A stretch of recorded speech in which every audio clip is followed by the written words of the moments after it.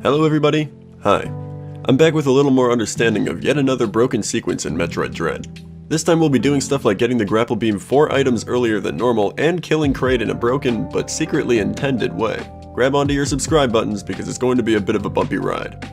Okay, so in order to break the sequence this time around, we'll be playing the whole beginning of the game normally up to the point where you receive the Varia suit. Once you collect the Varia suit, you're meant to go through the red teleporter and go defeat Kraid to get the diffusion beam. But let's take a detour out of this teleporter. Run up Cataris to the train that takes you to Dairon. We're coming back to Dairon with the Varia suit because there's a very sneaky little floor in the bottom room here made of beam blocks. We break the beam blocks and head down the tunnels for a while until we reach another hidden beam block in the bottom right of this heated room. It takes us to a room filled with lava, but there's no need to fear because Metroid games always have some swaggy looking movement that breaks the sequence of the game. While sliding off a ledge, you can actually jump after being in the air for quite some time. Using this, we can jump out of the slide, wall jump this piece of wall here, and enter this crawl space.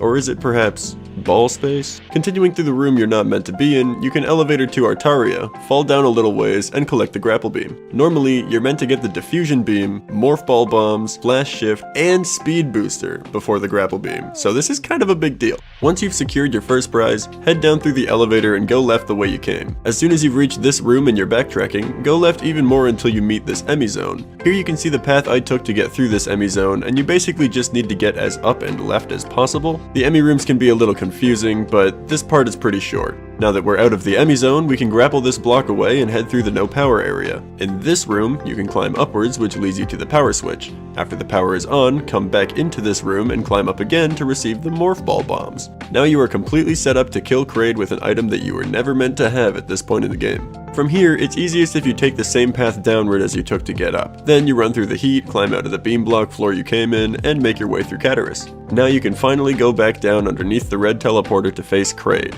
And for the first phase, this fight will play out exactly the same way. But once he slaps the ground out from under you, he's signed his own death warrant.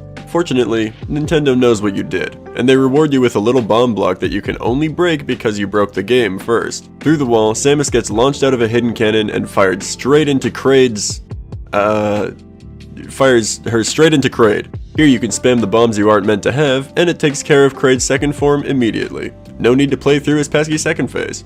And that's the whole sequence break. If this is your first time killing Kraid with morph ball bombs, it might be a little confusing moving forward as you've already explored a lot of ground that you shouldn't have yet. But that being said, I recommend giving this a try. I had a lot of fun doing the slide jump tricks, and I think getting the grapple beam early is too good to pass up. Let me know what you think of this intended sequence break down below. Anyways, my name is Myloe, and I'm out.